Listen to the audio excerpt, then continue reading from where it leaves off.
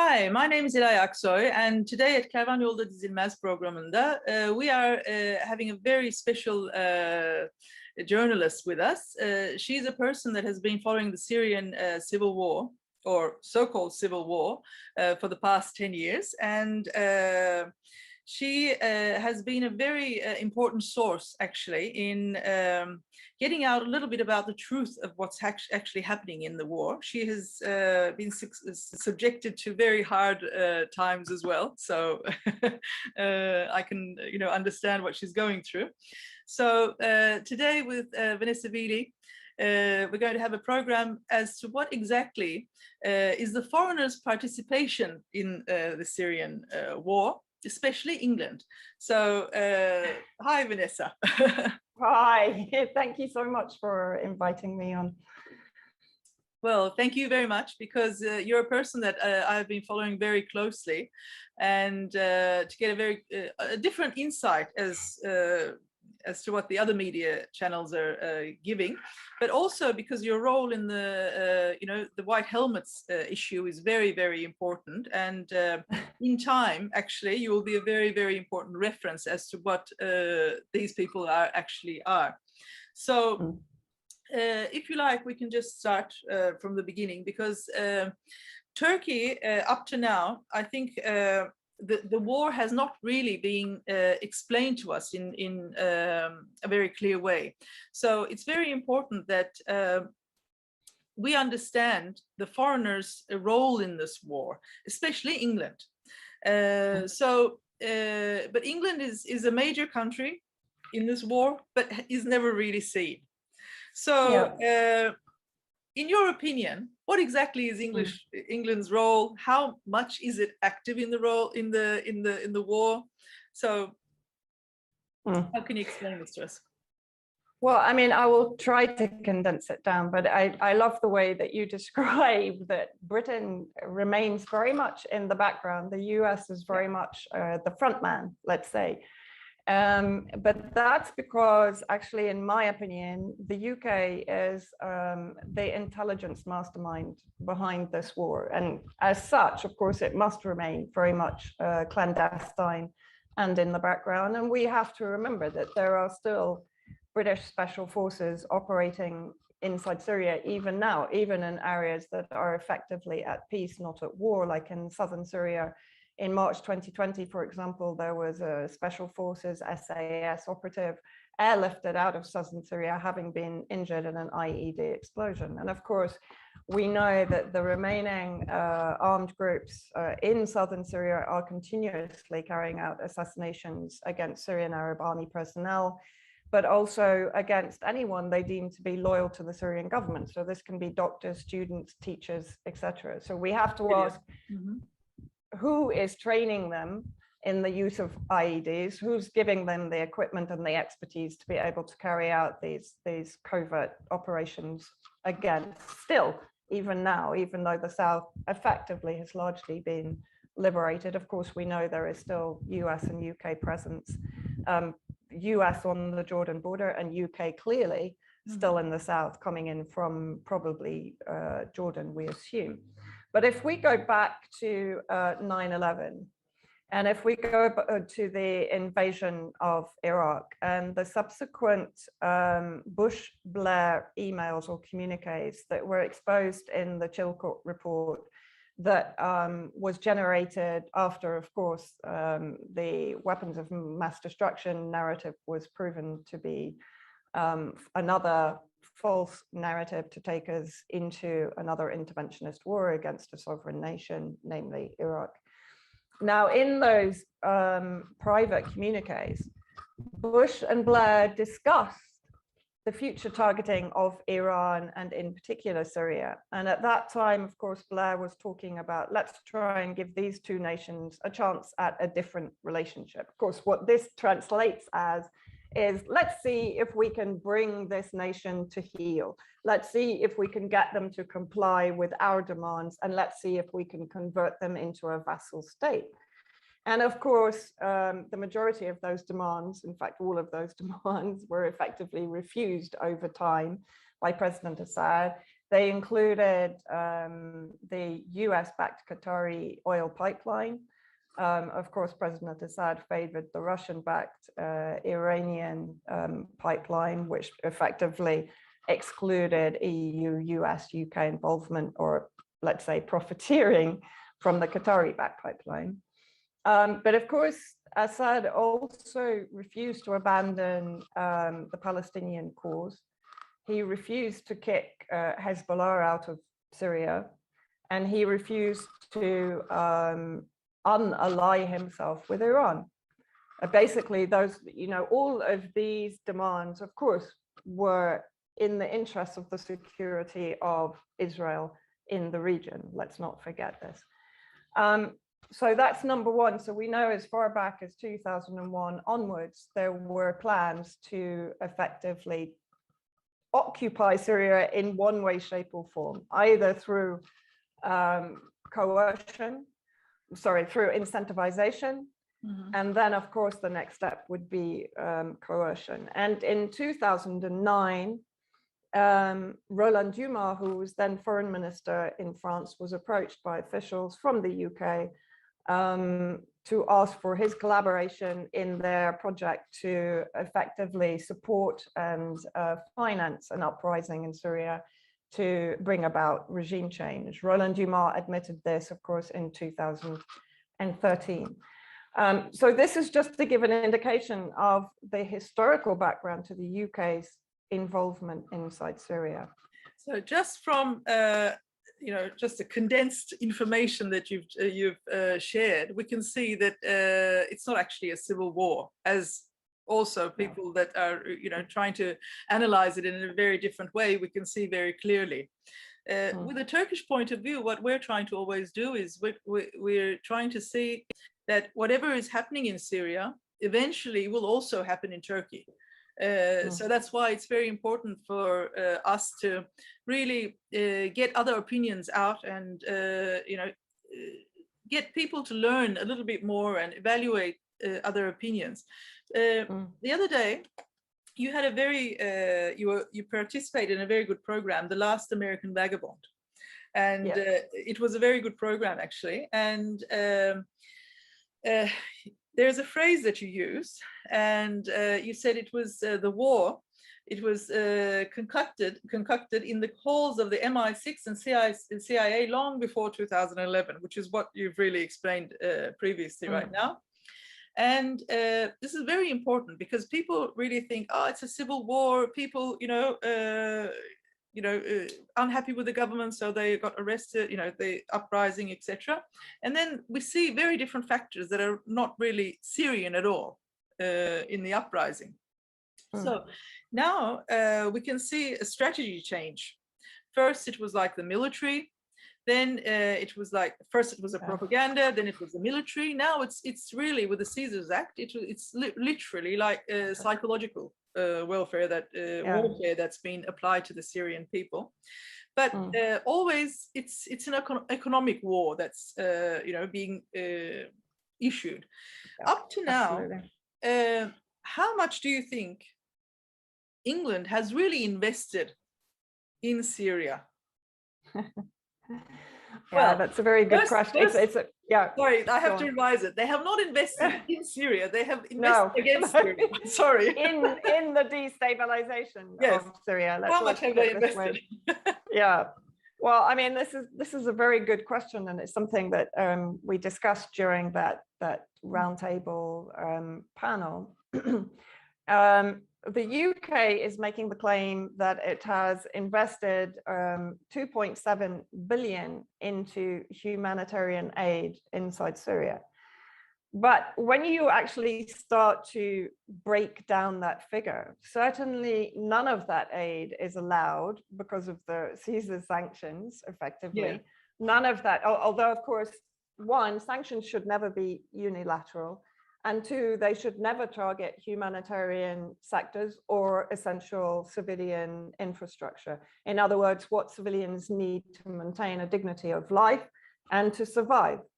And of course, that is the polar opposite of what the sanctions are doing, even prior to the increased savagery of the Caesar sanctions, which of course impact on any countries also that want to come to the aid of the Syrian people. And I stress the Syrian people, because 80% of the Syrian population is now living below poverty levels. We don't have electricity because the US is occupying the oil-rich region. The US coalition proxies are occupying the majority of the most abundant agricultural areas. And if they're not occupying, they're burning them, as we saw last year, in particular when Trump used incendiary bombs against wheat and barley crops, particularly in the Northeast, where the US occupation is anyway. But going back to just quickly going back to the UK. So of the 2.7 billion that they claim they have invested into humanitarian aid in Syria, none of that is coming into areas that are now back under control of the elected Syrian government.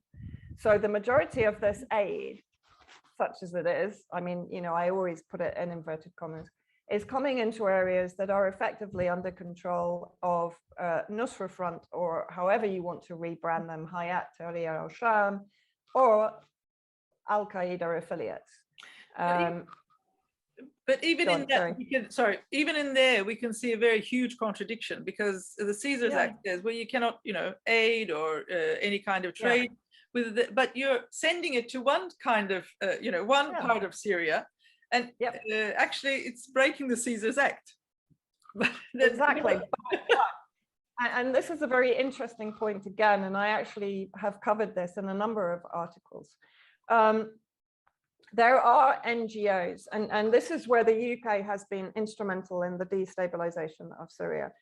The UK has invested multi-millions into the creation of outreach agents. I call them intelligence outreach agencies, NGOs, to provide PR, media backup, huge propaganda, massive propaganda support. And there was a very recent, last year, leak of UK Foreign Office documents detailing the extent of this investment and the creation and the funding of organizations like Incostrat, like Analysis, Research, Knowledge, ARC Group, and a number of others that are providing the training, the equipment, and the media backup for the armed groups. And these armed groups include groups like the Army of Islam, Jaish al-Islam, that have carried out some of the most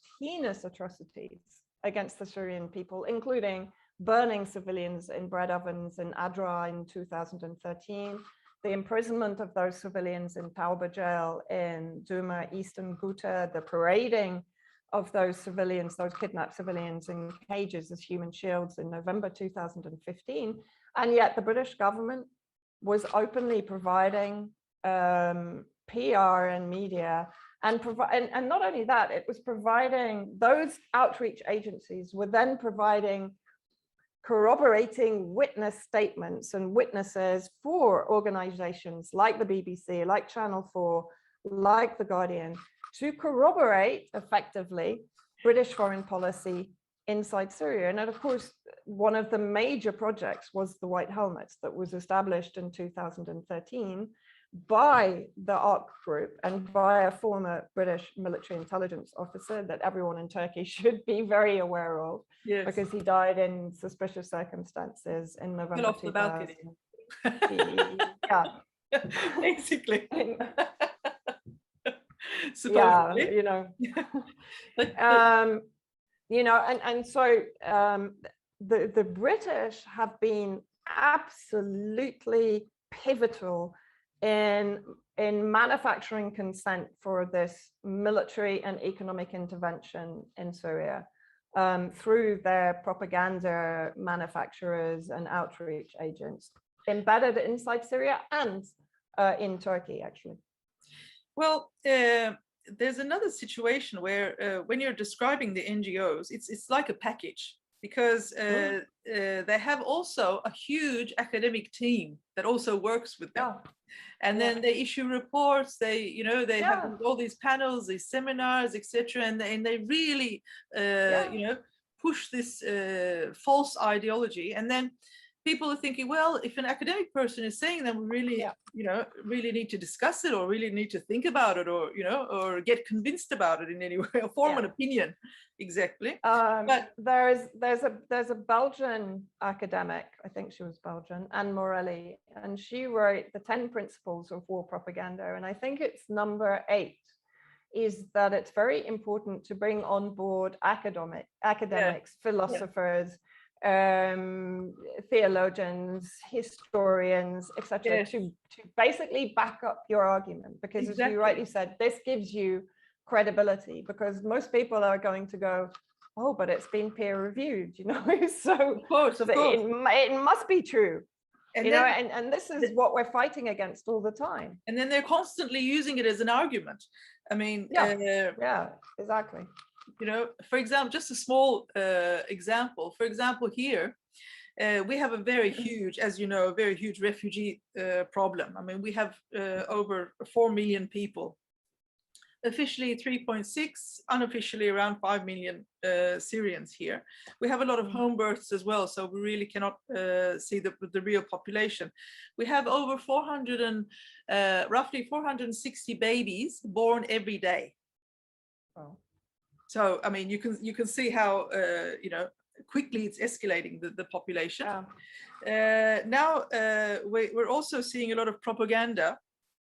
First, they were so ridiculous in saying that, well, the Turkish people that went to Germany are the same as the Syrians that have come to Turkey. I mean, what? You know what I mean? They're so desperate in their arguments that they're so desperate in trying to convince the Turkish people that it's okay to have 4 million people of another society come in and live here, that they're literally so pathetic as to use whatever argument as they can. So it's really very important that people like you and I, and people that are really concerned about what's really going on, and we want the truth to be told, really push to get the real facts and the real information out here, because they're masterminds of twisting the truth, basically. So absolutely, and that's what they've done for more than 10 years, but certainly from 2011 onwards. Prior to 2011, as I said, they were trying a different approach. Then in around 2009, they realized that they were not going to turn Syria into some kind of vassal, economically imprisoned state. Syria had no loans whatsoever with the IMF and so on and so forth. It was a free nation in that way. And of course, that's complete anathema to US supremacy. And by US supremacy, of course, I include its allies in Saudi Arabia, in Israel, and the EU and the UK. But I mean, we're talking about England right now, but also Israel must be also, talked about as well, parallel, because they're not really seen, but they're the major actors of this. I mean, of this whole catastrophe, actually, because it's caused so much damage to so many countries and to people's lives, etc., that it's really a catastrophe. Now, England, after Brexit, has left the European Union, but I mean, it's still a very major actor in the Europeans' policies and how they go about doing things.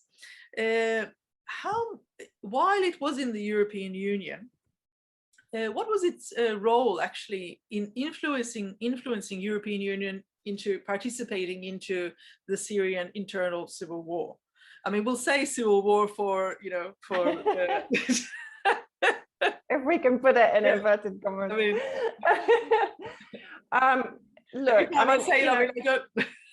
it's not the civil war. I know. Look, the UK is, Theresa May nominated Britain, Global Britain. So this gives you a very good idea of the British pretension to being a colonialist power again, an imperialist power again. It's never really relinquished it. I mean, you know, we see it behaving as an imperialist power. For example, it's taking back Aden in Yemen by proxy, but also by direct presence there, and supporting the secessionists again in Yemen itself, in southern Yemen. So Britain effectively has been the power behind the scenes in the Syrian intervention, not only actually with the US. I don't know if you remember in 2017, President Trump was talking of withdrawing from Syria. Yeah. And almost immediately, the White Helmets, one of the major producers of the propaganda and the criminalization of the Syrian government and allies, produced the Khan Sheikhoun chemical weapons attack. And obviously all talk of withdrawal and troop withdrawal ceased at that point. And for me, that was a direct British intervention to prevent Trump withdrawing troops from Syria at that stage.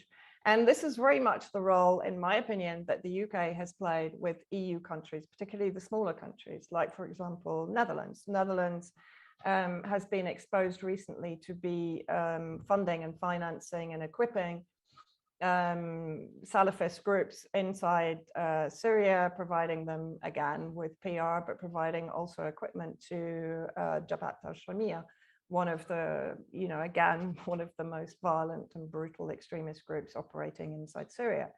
Denmark took part in the bombing of the Syrian Arab Army soldiers in September, the soldiers that were defending Deir ez-Zor against ISIS. Also in the White Helmets, Denmark has got... Yeah, they all are. They're all involved in the funding and equipping of the White Helmets, virtually every EU country.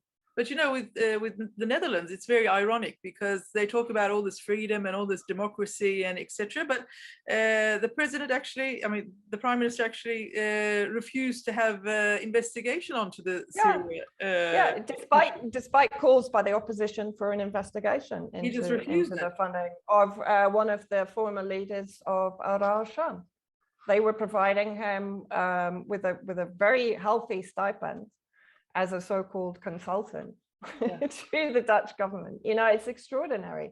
The one thing I will say, in 2018, the Dutch government did withdraw funding from the White Helmets on the basis of a report which showed that they couldn't, they didn't have assurances that money that was going to Mayday Rescue, that was established by James de Mazurier in Turkey to basically siphon funding from the EU and the UK to the White Helmets, they didn't have assurances that that money wasn't going into the pockets of Nusra Front, which of course we know to be true. I mean, my own investigations on the ground have proven that outreach agents for the UK government that were receiving funding through the Conflict Stability and Security Fund, that we know has paid out at least 350 million into this destabilization project, were effectively sending money to Nusra Front members and leaders who were also leaders of the White Helmets, for example, in East Aleppo. So the crossover between the armed groups, including Al-Qaeda, and the White Helmet groups, you know, has been proven to be, there is absolutely very little differentiation between the armed group leaders and the White Helmet group leaders. And in fact, I've interviewed an actual White Helmet member who was still working in the south in Dara al-Balad. And he said to me quite openly, because he didn't realize who I was, he thought I was actually a British journalist and I might be able to help him get funding turned back on. Thank God they didn't recognize me. But he actually said to me, look, if a leader of the White Helmets is Nusra Front or al-Sham or any of these affiliated groups, the rest of the group will belong to the same armed group, right? This is from a White Helmet. So basically they just look after the money. I mean, when you look at the White Helmet, they're like a Hollywood production company. Basically. I mean, they provide, look how they move. They move to all the new front lines with the armed groups. They don't stay behind in the liberated areas to help the civilians that they've been claiming they've been helping for 5 years. They leave on the buses to Idlib with the armed groups that were occupying those areas. They then set up camp alongside Al-Qaeda or Hayat Tahrir al-Sham. And then they continue to provide the propaganda, which gives, if you like, a veneer of humanitarian cause to the armed groups, right? You know, and it creates the furor in the UN and in human rights groups and UN agencies and governmental agencies in order to condemn the Syrian Arab Army for advancing towards the full liberation of its territory. But they're all the same group that's immediately activated. Yeah. Becomes activated, like all this international group that's just, you know, immediately just really. Look, none of these NGOs can operate in these areas without the express permission and approval of Al-Qaeda. This is a very important point to make. Any other journalist coming into that area that has an agenda that counters the terrorist groups, they will be beheaded or imprisoned or disappeared or executed, right? Or held for ransom, as we've seen throughout the 10 years. I mean, it's dangerous. I couldn't enter that area. You couldn't enter that area, right? But the White Helmets can operate fully with immunity in an area that's under control of Nusra Front. And another point that I always make, this group is reportedly there to document war crimes. Their Twitter account is the main area where they report on the alleged war crimes of the Syrian government and its allies. In all the years that the White Helmets have existed, there are less than 10 reports. In fact, I think there's even less than 3 reports of Nusra Front atrocities. So this group is effectively operating alongside Nusra Front, and it is there to document war crimes, and yet it has never documented one single war crime committed by Nusra Front. Also there, I mean, just as a general knowledge for our viewers, I mean, the UK Foreign Minister at the time, Boris Johnson, he said that he gave the White Helmets, I mean, the English government gave the White Helmets £65 million. This is just one declaration. Then the CIA, in a certain conversation, the CIA also admitted that they gave $43 million to the White Helmets. I mean, this is just not, I mean, this is not, how can I say it? It's not a grassroots organization, volunteer organization. They're paid. Innocent civil organization. I mean, no. I mean, this is a multi-million construct, right? Designed, and I mean, there are British government documents detailing the fact that Human Rights Watch, Amnesty International, and a number of other agencies rely almost entirely on the White Helmets, and I'm paraphrasing, to corroborate UK foreign policy. So in other words, their foreign policy depends on the White Helmets providing them the evidence to bolster their foreign policy. And we saw this with the chemical attacks in Douma in 2018, now proven to be a staged event by the inspectors that actually went to investigate the incident, right? And the OPCW proven to be compromised and corrupt, and basically doctoring reports to justify UK, US and French aggression against Syria, against Damascus. And the White Helmets were responsible for that report. They were responsible for that narrative. But I think at the end, the White Helmets is a perfect example of how effective NGOs can be, and how useful and what the aim of the NGOs are actually. Exactly. They are Trojan horses. They are utterly Trojan horses. Purely manipulative. You know, their main aim is just pure manipulation, so that certain policies through governments or whatever can be, you know, continued. Yeah, absolutely. Look, the White Helmet annual running budget is 35 million. the real Syria civil defense that actually nobody knew existed until I started to report on 1956 them. or something, wasn't it? Yeah, they were established in 1953. 53, they service over now 80% of the Syrian population, completely written out by the shadow state construct of the White Helmets, you know, created by the UK, who is, by the way, you know, the UK is the world mastermind in behavioral insight, in altering public perception, in manufacturing narratives, right? This is UK expertise at work here in Syria.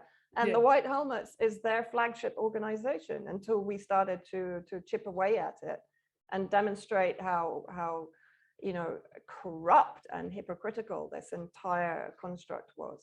But they have a 35 million per year budget. It's huge. Compared to the real Syria civil defense are working on, I think we worked it out at one time. We went through all the accounts with the head office here in Damascus. They're on about 50,000. Right, $50,000. Yeah, compare the two, and they have genuine volunteers. And another thing, of course, the real Syria civil defense is made up of Syrian Christians, Syrian Druze, Syrian Yazidis, Syrian Shia, Syrian Sunni, all the sectors of Syrian society are represented. Yeah. The White Helmets are purely extremist Muslim Brotherhood, Muslim individuals. They are completely exclusive to any other sect or minority inside Syria. And nobody ever seems to pick up on this. James Limazuri even talked about this being a problem in one of his interviews with, I think it was Georgetown University. He said one of the problems we have to overcome is the natural sectarianism in the White Helmets. Of course, he's downplaying it. But this group has, you know, been involved in executions, in the torture, in the imprisonment, the detainment of exactly those religious minorities inside Syria. I mean, this is why, I mean, I really value the work that you were doing along with other journalists. And this is why also we're trying to make these kind of programs in Turkey as well. I mean, in our YouTube channel, because nobody really wants to speak about these things. This is why we created this program, and it's all on Syrian issues, mainly in Turkey. And now we're trying to expand it to what's happening around the world and how they're perceiving the refugee problem as well. Because actually what we're doing is like we're taking notes in history. Because eventually things are going to change. Because I mean, this project is not going to work. It's not. It's not in this working. internet age, in this high-tech communicative age, it's not possible to isolate people and then get them to you know, to change in a certain way that you want it. It's very difficult. So now, what we're trying to do is, you know, make the best of it and try and get the truth at least, you know, registered, basically. No, now, I think it's a great idea. So what's also important now is, I mean, the major question is actually, with all this investment, with all this effort, with all this, you know, problems that England is facing, actually, what do they really want from Syria? What is their main goal? Why have they come in, and what in the long run, what do they want to gain? I mean, I mean, I think I can assume it, but I'd like to hear it from you, of course. I think one of the main points to make, and it's one that people often forget, and it's one that Peter Ford, the former UK ambassador to Syria in 2003, made very strongly, is the UK's pathological hatred of the Soviet Union or of Russia. And one of the reasons that they have hated Syria for so long, of course, is that Syria has a very long-standing relationship with previously the Soviet Union, now Russia. And of course, that relationship now is expanding. Why? Because, you know, the US-UK destabilization project has opened the floodgates to both Iran and Russia. But it's made them more stronger. You know, exactly. This is, you know, it's so illogical. But I think also then you have to look at the natural pivot towards the east of the Middle East, of countries in the Middle East, towards China and towards Russia. And of course, Syria had and has a partnership with China on the Belt and Road Initiative, the 5Cs project, and what was formerly the Silk Road. Mm-hmm. Again, all of these projects mean a pivot away from UK influence, a pivot away from US influence, and a destabilization of Israel, because you're allowing players into the region that are perceived to be a threat to Israeli security. Of course, we won't mention the fact that it's Israel that is always preemptively striking other countries in self-defense, bolstered, of course, also by the US. Biden carried out preemptive strikes against what are perceived as Iranian proxies in Iraq. Of course, they're not. They're Iraqi militia that have been fighting against the US-fostered ISIS groups for some time, and have, prevented their taking over of Baghdad at one point. I mean, this is insane. This is the insanity that we're seeing.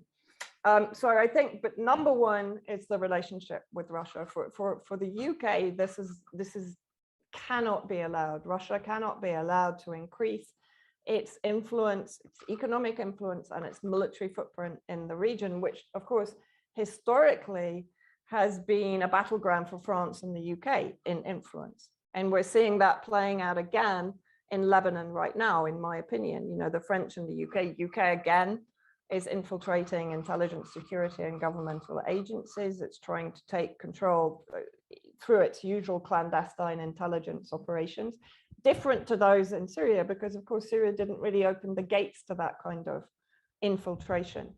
But again, Lebanon is another very good example of what might happen in Turkey, right? Yeah. Well, and it's something that is definitely, because again, there was the UK Foreign Office document leak, right? And almost immediately after, the British ambassador left for personal reasons. And Alistair Harris, who was CEO of ARC Group when it was basically being very effective inside Syria and creating the white helmets, he was also at the helm of the intelligence operations inside Lebanon. So, it's a blueprint which will repeat itself in target nations with some variations.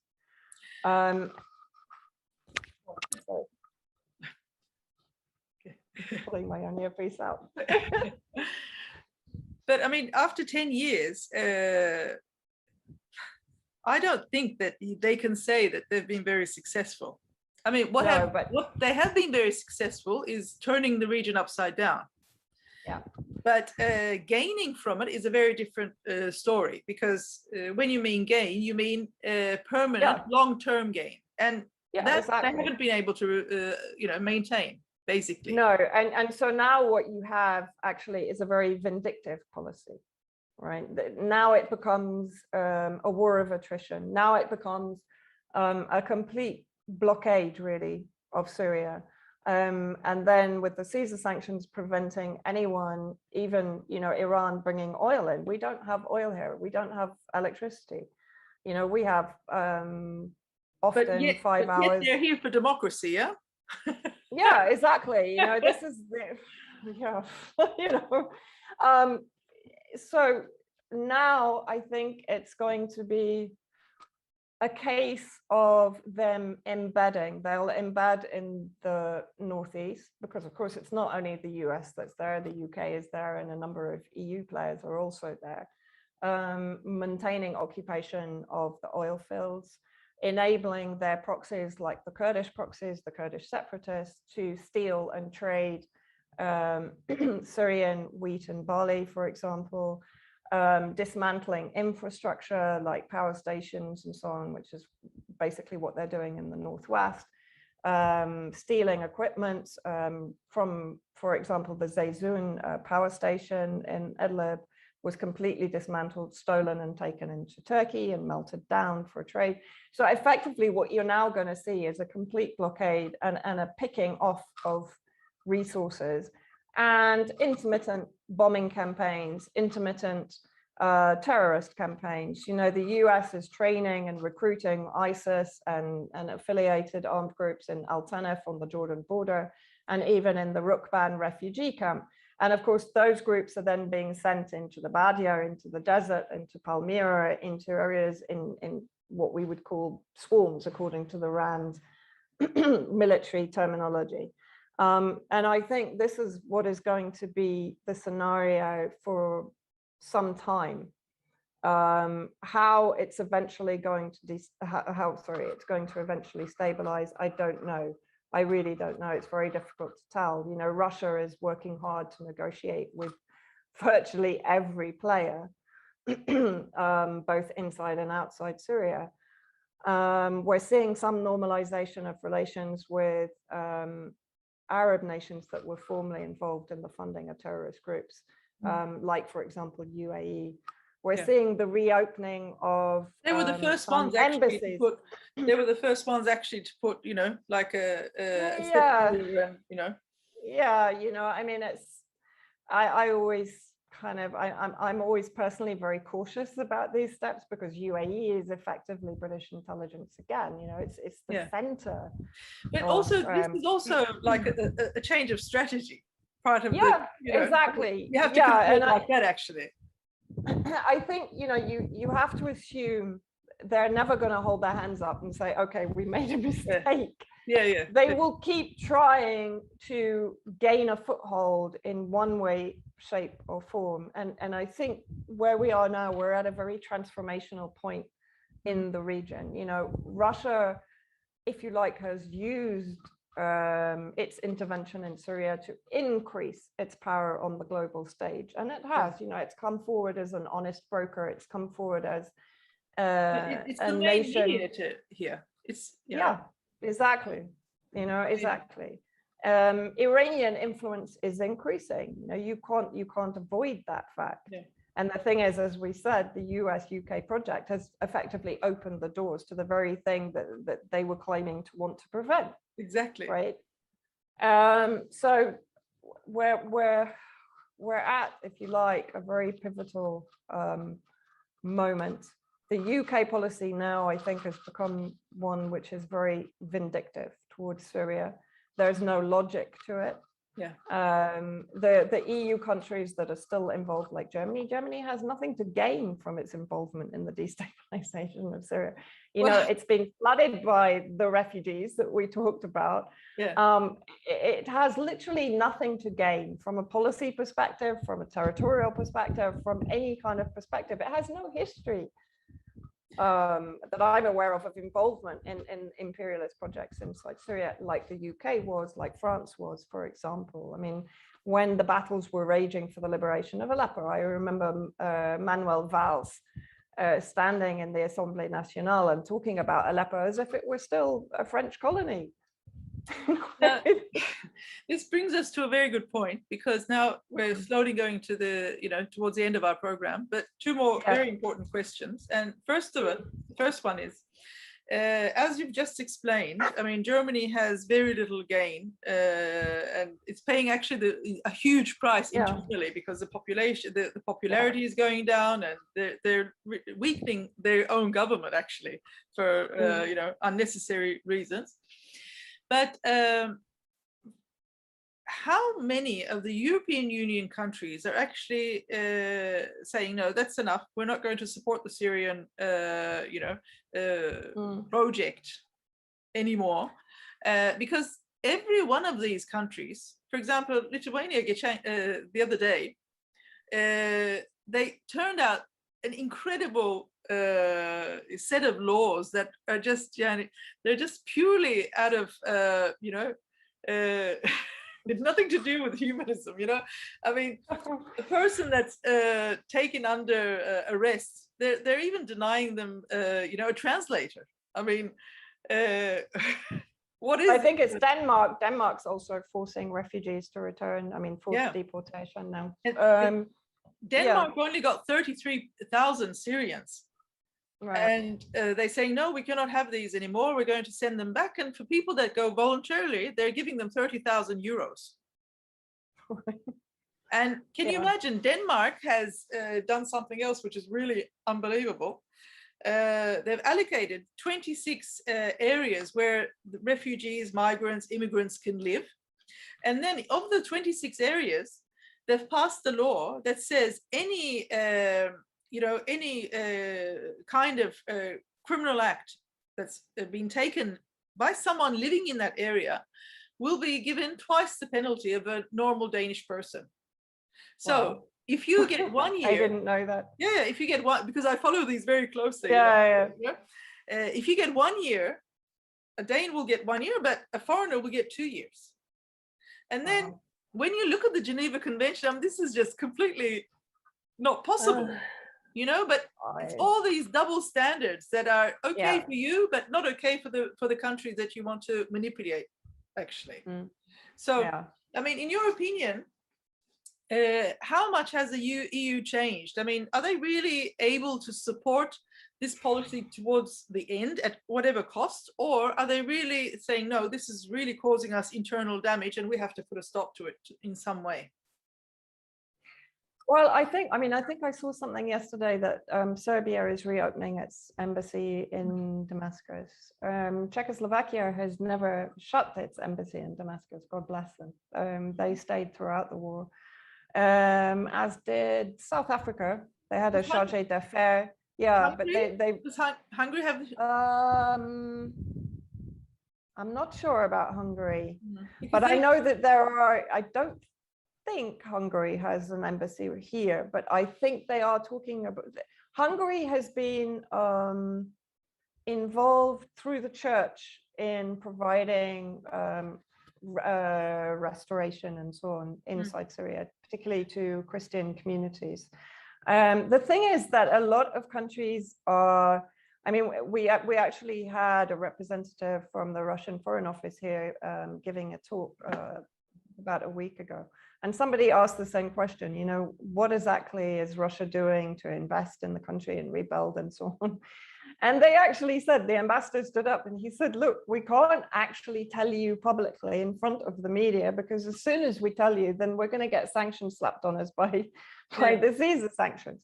This is the crazy. So everyone is kind of working to do it via methods that are not visible, let's say. This is, this is the absolute rogue statehood of the US, is that it will come in, or the US coalition, it will come in, it will destroy a country, both economically and militarily. It will destroy deliberately infrastructure.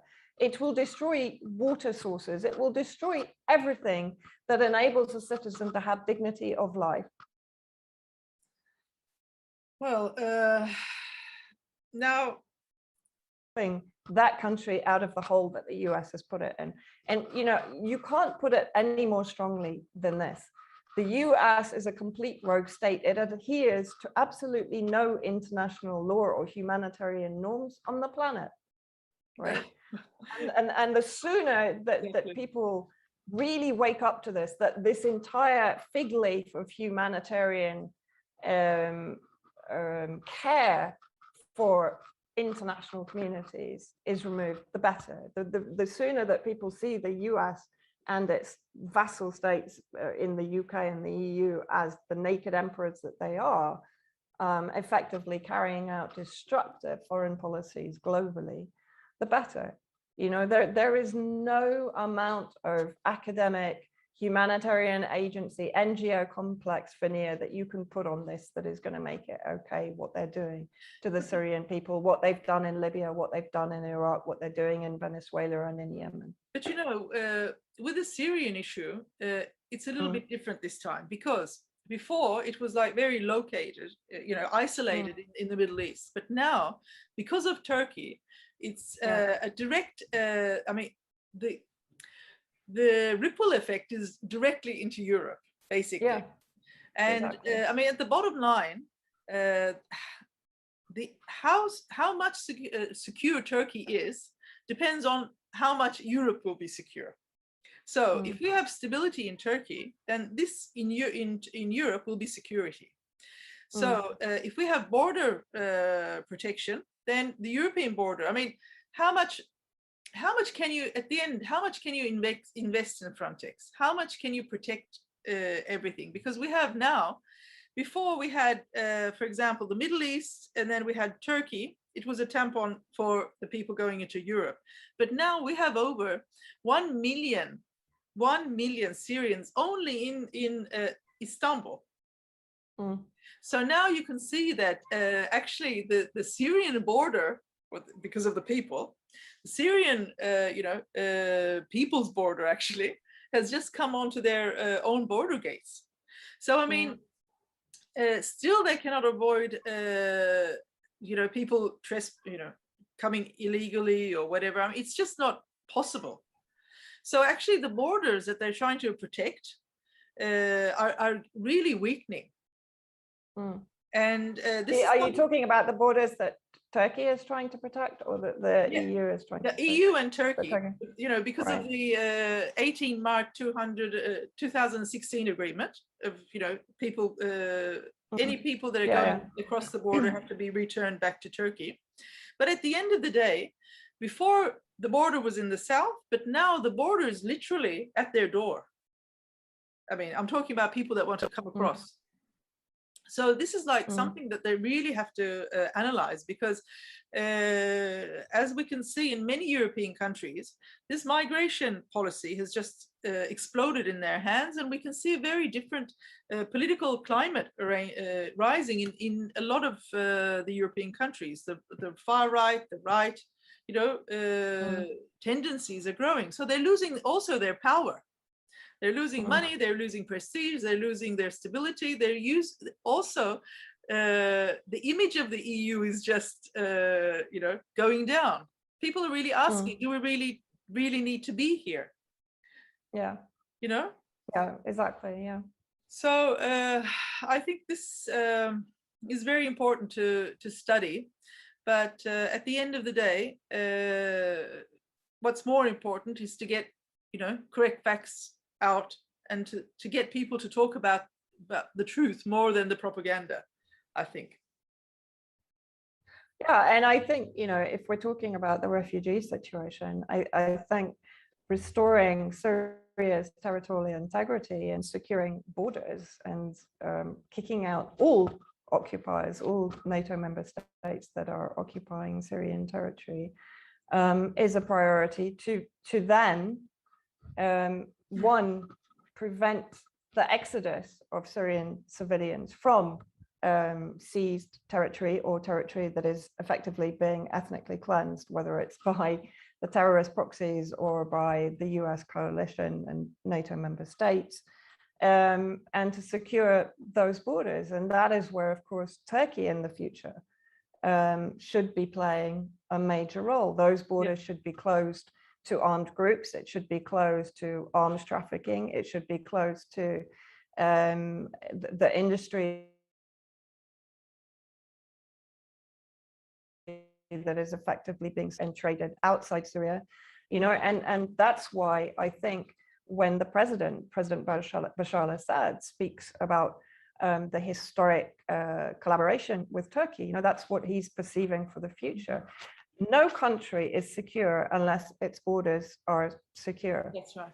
And Syria has absolutely been an example of what happens when your borders are not secure or when they are taken over. And of course, in the Northeast, that's exactly why the US keeps bombing the Al Bukamal border crossing, because that's the last remaining border crossing that is secured between Iraq and Syria and allows goods to come into Syria from Iraq. So this is the whole point. The US coalition policy is to shut down borders and put them under their control so that they can bring in armed groups, weapons, equipment, etc., both directly for the US coalition, but also for the armed groups under their control. And the securing of those borders in the future is what will keep Syria and the region stable. And every country, including Turkey, must play a role in that. That has to be a priority. For Turkey, it's very important because we have over 2 million under the age of 18 young people here. And they're some of them have been born here. We have over 600,000 children born in Turkey in the last 10 years. So it's a matter of actually having like a lost generation. And that lost generation, what kind of prospects will they have in the future? And what kind of, how can I say, threats will they pose to the region in the future? Because, I mean, if you don't belong to any kind of country, because they're not being raised as Turks, they're not being raised as Syrians. I mean, because they don't have, you know, they're living in a country where they're not, I mean, we have over 2 million, but only around 600,000 are going to school, actually. So a vast majority is out of school. They don't have adequate Turkish. So they don't have a cultural identity. I mean, they should be growing up in their own country. And what's more important is they're not being able to reach their own citizenships. I mean, they're citizens of Syria, but they cannot receive their Syrian IDs. I mean, this is really very sad. So what we're trying to do as well with a group of friends, we formed a platform, and it's basically for the lost generation of the Syrians, because at the end, okay, I mean, we have the big players, but we're talking about people in essence, and we're losing them. We're going to lose them. And then this is the perfect ground for new terror groups to, you know. Yeah, it's the perfect ground for radicalization. Yeah. Perfect. Perfect. So, Vanessa, I really, really appreciate your time. It's been fantastic to speak to you. And thank you so much.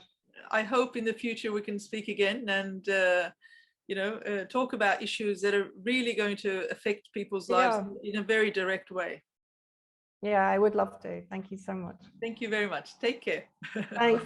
Take care. Bye. Bye-bye.